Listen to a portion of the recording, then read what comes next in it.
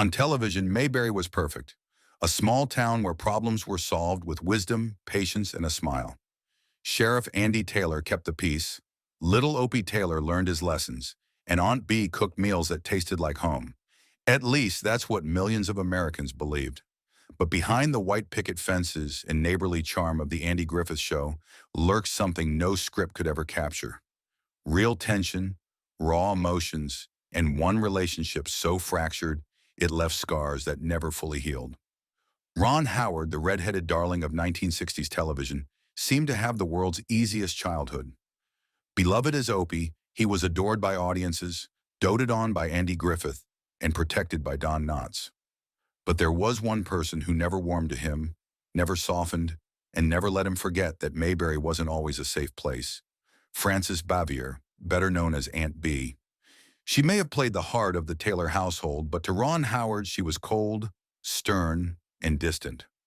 While audiences saw a doting aunt fussing over her nephew, young Ron felt something very different. Even decades later, he admitted he never felt comfortable around her. He wasn't alone. Andy Griffith himself would clash with Bavier in ways that shocked even his closest friends. And yet it wasn't until near the end of her life that Frances Bavier let down her guard and revealed the truth about why she kept her wall so high. A truth that came too late to change the way Ron remembered her. This is the story of the feud that shook Mayberry's warm image, the tension that made Ron Howard despise one of his co-stars, and the legacy of an actress whose real-life persona was nothing like the beloved Aunt Bee. Ronald William Howard entered the world on March 1st, 1954, in Duncan, Oklahoma. Unlike most children born in the quiet Midwest, Ron didn't grow up with a dream of breaking into show business. It was already in his blood. His father, Rance Howard, had worn many hats: actor, writer, and director. His mother, Jean Spiegel Howard, was also a performer. In the Howard household, storytelling wasn't just entertainment, it was a way of life. Hollywood wasn't an abstract dream. It was the family trade. By the age of just 5, Ron had already stepped in front of cameras. His first big screen appearance came in The Journey, 1959, a feature film that introduced him to the world of professional acting. Soon he was popping up in television staples like The Twilight Zone, The DuPont Show with June Allison, and Dennis the Menace. For most children, these would have been fleeting moments. For Ron, they were stepping stones to something much larger. That something arrived in 1960 when fate handed him the role of a lifetime. Opie Taylor, the sweet, freckle-faced son of Sheriff Andy Taylor, on a brand new CBS sitcom called The Andy Griffith Show. Filmed at DeSilu Studios, the series was never meant to reflect the fast-paced modern world of the 1960s. Andy Griffith himself envisioned something very different. He wanted to recreate the rhythm of a bygone era, a nostalgic slice of life closer to the 1930s than the present day. Griffith later described it as a time gone by, and audiences instantly understood what he meant. The setting was fictional, but the feeling was familiar: small-town America, with all its supposed warmth and simplicity. The show premiered on October 3rd, 1960. Almost overnight, America fell in love with Mayberry. The quaint town became the dream of a nation. Sheriff Andy Taylor, played with quiet dignity by Andy Griffith, was the father everyone wished they had. Barney Fife, the bumbling deputy portrayed by Don Knotts, was the comic relief who stole scene after scene. And in the center of it all was Opie Taylor, Ron Howard's wide-eyed freckled boy with a wisdom far beyond his years. To viewers, Opie was the heart of the show. His innocent questions and heartfelt moments with his father became iconic. For Ron, however, it meant something else entirely: growing up under a microscope. At just 6 years old, he was balancing childhood with a full-time job. Thankfully, life on set wasn't all pressure and responsibility. Andy Griffith, who played his father on screen, took the role seriously off-screen as well. He became a mentor, gently guiding Ron through the challenges of being a child actor. Griffith treated him with patience, teaching him not only about acting, but also about professionalism, humility, and timing. Don Knotts, meanwhile, became another source of joy. The Emmy-winning actor was as funny behind the scenes as he was in character. His constant joking, his pranks, and his knack for keeping the mood light helped Ron through long days under the hot studio lights. To Ron, Griffith and Knotts were more than colleagues. They were role models, father figures, and in many ways family. But there was one cast member who stood apart. Frances Bavier joined the show at age 58, already a seasoned Broadway and Hollywood actress. To the outside world, she was perfect for the role of Aunt Bee, the surrogate mother figure, the steady hand in the Taylor household, and the loving caretaker for young Opie. On camera, she embodied warmth. She cooked meals, scolded gently, and made Mayberry feel like a home. To millions of fans, she was everyone's aunt. But Ron Howard never felt that warmth. Behind the camera, Frances was distant, formal, and entirely different from her television persona. While Griffith and Knotts took time to bend down, literally and figuratively, to meet Ron at his level, Frances never did. She carried herself with the seriousness of a stage actress and kept her young co-star at arm's length. For a boy surrounded by adults, that distance hurt. Decades later, Ron would still recall the chill. He once said bluntly, "She was not a warm person, and I never felt particularly close to her." The statement shocked fans who had grown up believing Aunt Bee was the epitome of maternal kindness. But for Ron, the memory was clear. While the cameras captured a doting aunt and a beloved nephew, the reality was far colder. It's not that Frances was cruel. She was professional, exacting, and serious about her craft. But to a child who spent much of his early life surrounded by adults, her refusal to soften came across as rejection. For millions of fans, Aunt Bee will forever be America's aunt. To Ron Howard, she was something else entirely. A reminder that not every smile on screen is real, and that sometimes the families we grow up watching are nothing like the ones who live behind the curtain. So who was Frances Bavier, really? Born in 1902 in New York City, she trained at the American Academy of Dramatic Arts and built her reputation on Broadway before moving into film and television. By the time she landed the role of Aunt Bee, she had already played everything from bit parts in Hollywood features to recurring roles on television dramas. But if the stage had taught her anything, it was discipline.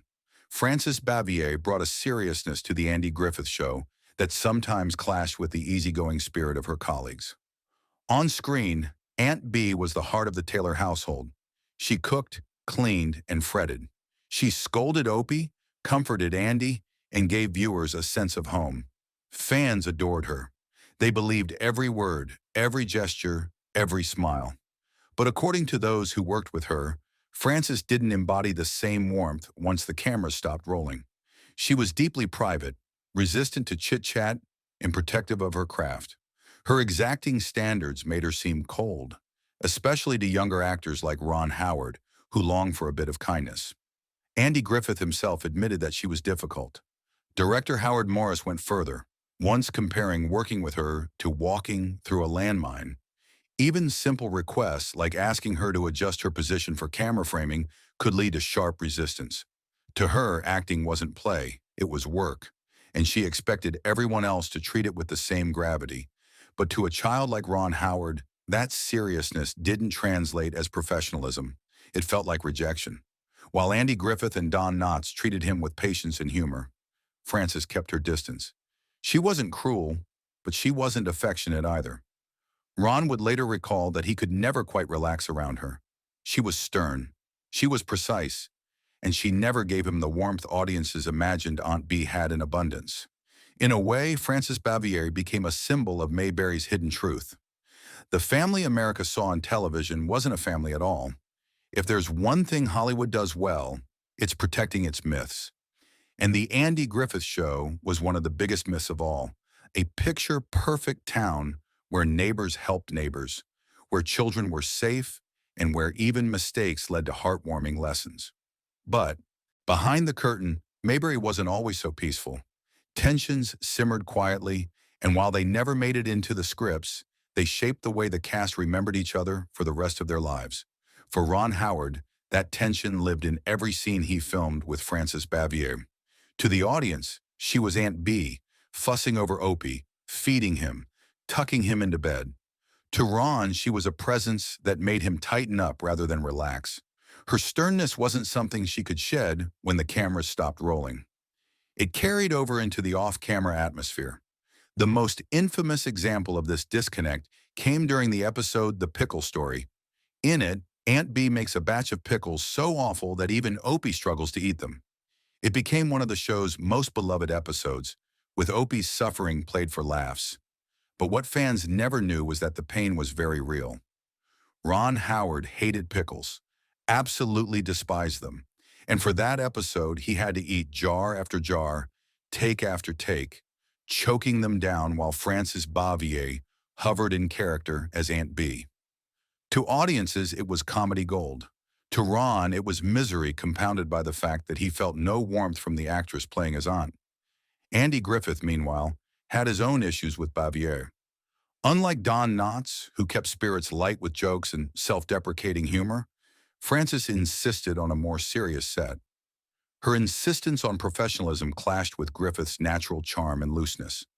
More than once, Griffith described her as difficult. He tried at least once to make peace. Griffith made an unannounced visit to her home, hoping to break through her guarded personality. Instead, the gesture backfired. Frances resented the intrusion. She valued her privacy fiercely, and what Griffith saw as an olive branch, she saw as a violation. The Cold War between them never escalated into shouting matches or public scenes. That wasn't her way. Instead, it was a quiet wall, always there, always unspoken.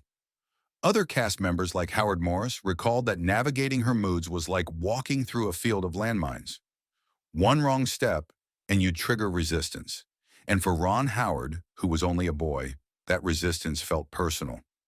Even as he grew into adulthood, he never looked back on his years with Bavier fondly. While he spoke glowingly of Griffith's mentorship and Knotts' kindness, his words about Aunt Bee were clipped, cool, and matter-of-fact. "She was not a warm person," he said years later. "I never felt particularly close to her." That admission carried weight. For millions of fans, Aunt Bee was the embodiment of warmth. For Ron Howard, she was the opposite. And that's why, when asked years later if there was anyone he didn't enjoy working with, he didn't hesitate to name Frances Bavier. It wasn't bitterness. It was clarity. A reminder that sometimes the characters we love on screen are nothing like the people who play them. When the Andy Griffith Show ended in 1968, Frances Bavier did something few of her co-stars dared to do. She walked away. There were no grand plans for the next sitcom, no attempts to ride the momentum of her fame. Instead, she quietly packed her belongings, left Hollywood, and resettled in the small town of Siler City, North Carolina. In a strange twist of fate, life began to imitate art. For nearly a decade, she had played Aunt Bee, the matriarch of a fictional small town in Mayberry. Now she was choosing that life for herself, swapping the neon glow of Los Angeles for a place with one grocery store, quiet streets, and neighbors who waved from front porches. To fans, it looked like Aunt Bee had finally found her Mayberry. But reality was not nearly so idyllic. Far from being the beloved town figure people expected, Frances became reclusive. She avoided public appearances, declined interviews, and kept even her closest neighbors at a distance. Those who did encounter her remembered moments of politeness. She could be kind in passing, but she remained intensely private. The woman who once played America's favorite aunt wanted nothing to do with the spotlight that role had chained her to. In fact, she seemed almost embarrassed by her fame, declining invitations to cast reunions and rarely speaking about her Hollywood years. Her reclusiveness only deepened the mystery surrounding her. Fans continued to write letters, hoping for a piece of Aunt Bee, but Bavier seldom replied. To many it was a disappointment. To others it confirmed what her colleagues had always hinted. Frances Bavier was nothing like her character. Meanwhile, the unresolved tension between her and Andy Griffith lingered like an old wound. For decades, fans suspected there had been friction, but no one outside the cast truly knew the depth of it. Insiders whispered about clashes on set, about her perfectionism, about Andy's frustration with her seriousness, and yet the truth never surfaced in headlines. The myth of Mayberry was too powerful to disrupt. Then near the very end of her life, something shifted. In the 1980s, Frances was diagnosed with cancer. Her health began to decline, and with it came reflection. Perhaps it was age, perhaps it was illness, but at last she reached for the phone. She called Andy Griffith, the man with whom she had once shared the screen in America's most wholesome sitcom, but also the man she had quietly clashed with for years. What she said surprised him. Frances apologized. Not a passing casual sorry, but a deep, heartfelt acknowledgement of the difficulties she had caused. She admitted she had been hard to work with. She credited him with holding the show together. And she told him in no uncertain terms that she wished things had been different. For Andy, it was closure. The tension that had lingered since the 1960s finally eased. In that one phone call, the coldness melted. When Frances passed away in December 1989 at the age of 86, Andy remembered not the distance, but the apology that bridged it. He spoke of her with kindness, choosing to honor the better memories instead of the painful ones. But Ron Howard never received such a call. To him, Frances Bavier remained frozen in time, the stern, distant woman he had known as a boy. Unlike Andy, who got the final olive branch, Ron's memories were left untouched, unsoftened by late-life reconciliation. And that may explain why, decades later, when asked to reflect on his years in Mayberry, Ron's words about Bavier were short, unvarnished, and free of dramatics. He didn't rage. He didn't embellish. He simply told the truth. She was not a warm person, and I never felt particularly close to her. That simple honesty said it all. Frances Bavier's legacy will always be complicated.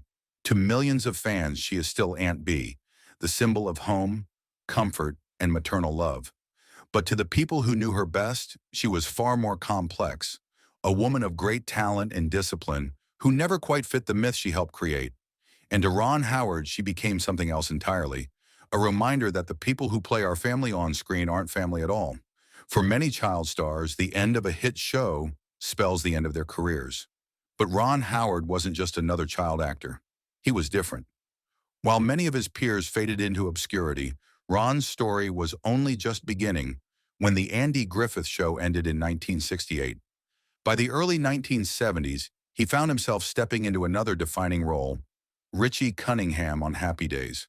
Premiering in 1974, the show captured a new era of nostalgia, this time for the 1950s. As the wholesome, red-haired Richie, Howard became the anchor for a series that soon turned into one of America's biggest sitcoms. But here's the twist. While audiences once again embraced him as the boy next door, Ron himself was already looking beyond acting. Behind the scenes of Happy Days, he studied scripts, watched directors, and quietly prepared himself for a different path. He wanted to tell stories, not just act in them. His chance came in 1977. Roger Corman, the legendary producer known for giving young filmmakers their first shot, struck a deal with him. Ron would star in the low-budget action comedy Eat My Dust if Corman let him direct his own film. Howard accepted, and that same year he made his directorial debut with Grand Theft Auto. It was scrappy, rough around the edges, and far from perfect. But it proved something crucial. Ron Howard wasn't just Opie or Richie. He was a storyteller in training. Over the next decade, he kept building.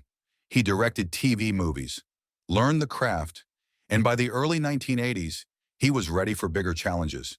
His 1982 comedy Night Shift, starring Michael Keaton and Henry Winkler, was a critical breakthrough.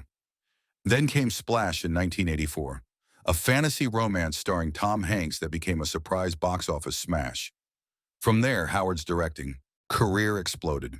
He proved he could handle comedy Parenthood, fantasy Willow, thrillers Ransom, and eventually prestige drama. Apollo 13 in 1995 cemented his reputation as a director who could balance blockbuster spectacle with deeply human storytelling. Tom Hanks's unforgettable line, "Houston, we have a problem," wasn't just movie magic. It was Ron Howard proving he could make history come alive. Then in 2001 came A Beautiful Mind. The story of mathematician John Nash, starring Russell Crowe, swept the Academy Awards.